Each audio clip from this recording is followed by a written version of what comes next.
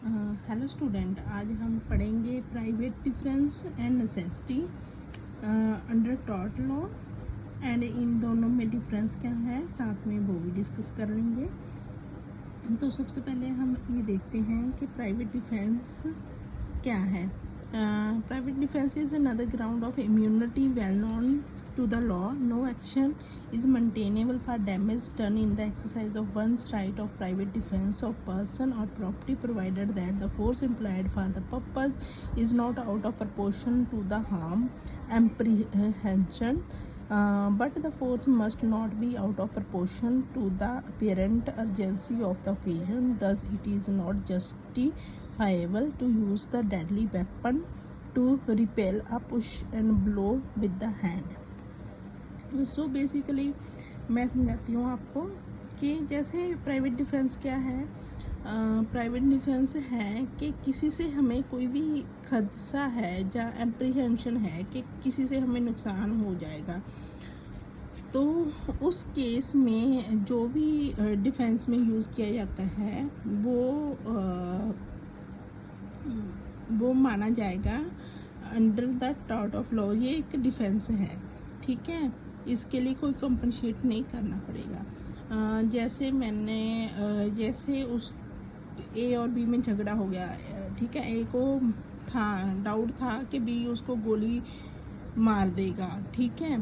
तो उसमें बेसिकली उसने उसमें उठा के कुछ चीज़ मारता है अपने आप को बचाने के लिए, तो वो प्राइवेट डिफेंस होएगा। ये अपने बच्चे को बचाने के लिए, अपनी फैमिली को बचाने के लिए, ये भी प्राइवेट डिफेंस में इंक्लूड इसमें होगा अगर वो अपनी प्रॉपर्टी को बचाना चाहता है। जैसे रात को अगर कोई चोर वगैरह एंटर कर गए, तो तब भी जो फोर्स यूज़ होती है वो डिफेंस मानी जाएगी, ठीक है। डिफेंस जो भी एक्शन लिया जाएगा वो डिफेंस में लिया जाएगा। पर एक इसमें कंडीशन है कि जो फोर्स यूज़ की है प्रपोर्शन में उसके इक्वल होना चाहिए। ऐसा नहीं कि एक्सट्रीम हो। जैसे ए को एप्रीहेंशन है कि बी उसके थप्पड़ मारेगा, लेकिन इसका मतलब ये नहीं कि अगर उसको ये है कि बी उसको थप्पड़ मारेगा तो वो बंदूक निकाल के उसकी गोली मार दे, ठीक है। तो उसी प्रपोर्शन में होना चाहिए। अगर उसको है कि उसे थप्पड़ मारेगा तो उसी प्रपोर्शन में उसने जो एक्शन लेना है वो उसी प्रपोर्शन में लेना है, ठीक है। आई होप आप ये समझ गए होंगे। तो ये इसमें ना फ्रेडरिक पोलक ने इस पर्सनल डिफेंस और प्राइवेट डिफेंस को समझाया है। Right is also available for the defence of one's wife. वो अपनी वाइफ को डिफेंड करने के लिए कर सकता है। And other members of family. This is also available to master and servant. ये मतलब मास्टर एंड सर्वेंट में भी ये अप्लाई होता है। नेक्स्ट है the rule self defence can applied only when. कब अप्लाई होते हैं? There is any danger of one's body और प्रॉपर्टी। उसकी बॉडी और प्रॉपर्टी को खतरा हो तब वो डिफेंस यूज़ कर सकता है। और secondly the power to protect self must not excess. मतलब जो उसने पावर यूज़ की है वो एक्सेस में नहीं होनी चाहिए। It must be how much force is needed. जितनी की ज़रूरत है उतनी की होना चाहिए, ठीक है। ये इसकी किस केस लॉज हैं, आप पढ़ लेना इनको, ठीक है। अब एक्ट ऑफ नेसेसिटी हो गया। एक्ट ऑफ नेसेसिटी में necessity also defence to the tort. Necessity knows law is common saying. It means that circumstances are caring for an immediate action, then it is not necessary that the law should be strictly followed. So necessity justify an act which would be otherwise be wrongful. मतलब जैसे हम कहते हैं कि necessity होती है वो law को नहीं मानती, या लॉ के बारे में नेसेसिटी को कुछ पता नहीं है। जो नेसेसिटी के लिए जो उस सिचुएशन में जो नेसेसिटी एक्शन लिए जाते हैं उसको एक्ट ऑफ नेसेसिटी कहते हैं, ठीक है। ये एक इम्पॉर्टेंट डिफेंस है in the law of tort. इसमें एक एग्जांपल देख लेते हैं। A house set on fire, ठीक है। जैसे घर को आग लगी।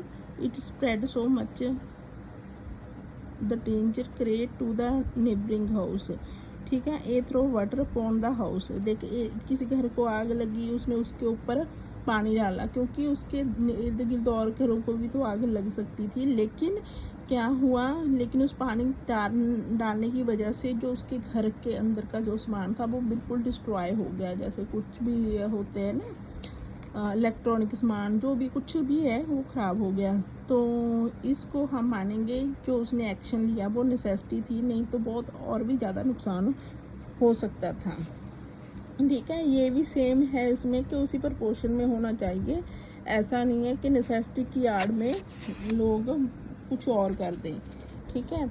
ये है नेसेसिटी के ये 3 इसमें वो हैं, थ्रोइंग कमोडिटी फ्रॉम एग्जांपल्स हैं, throwing commodity from a ship और boat to save lives of person in case of danger of sinking, ठीक है। अगर सिंक हो जाता है तो कमोडिटीज़ वगैरह शिप से बाहर फेंकनी। Doing surgery to save life of a person, जैसे सर्जरी करना से किसी की लाइफ को सेव करने के लिए। Throwing water to exist fire for its non spreading, के ज़्यादा आग ना फैल जाए। ये सारे किसके एग्जाम्पल हैं, नेसेसिटी के। तो इनमें दोनों में डिफरेंस देख लेते हैं। हाँ, तो both the defense appear one and the same, but there is an important difference between them. Private defense is used to save the body of self or family members or property from the tort, ठीक है। Private defence क्या है, save the body of self, family member और property from टॉट, where is the defence of necessity use to prevent a greater evil, मतलब बड़ा नुकसान होने के लिए जो किया जा बड़े नुकसान से बचने के लिए छोटा नुकसान किया जाता है वो नेसेसिटी होता है। और प्राइवेट डिफेंस क्या होता है, सेव करना खुद की बॉडी को, फैमिली की बॉडी को या प्रॉपर्टी को। सेकंड है, in private defense the force used must be reasonable and according to the amount desired. There is no such criteria for necessity, only reasonability is required. मतलब private defence में क्या है, reasonable होनी चाहिए जो force use की जाती है, ठीक है। जितनी रिक्वायर्ड है उतनी ही होनी चाहिए, लेकिन नेसेसिटी में कोई क्राइटेरिया नहीं है, but only reasonably is required, जितनी रीजनेबली रिक्वायर्ड है। Okay student, thank you.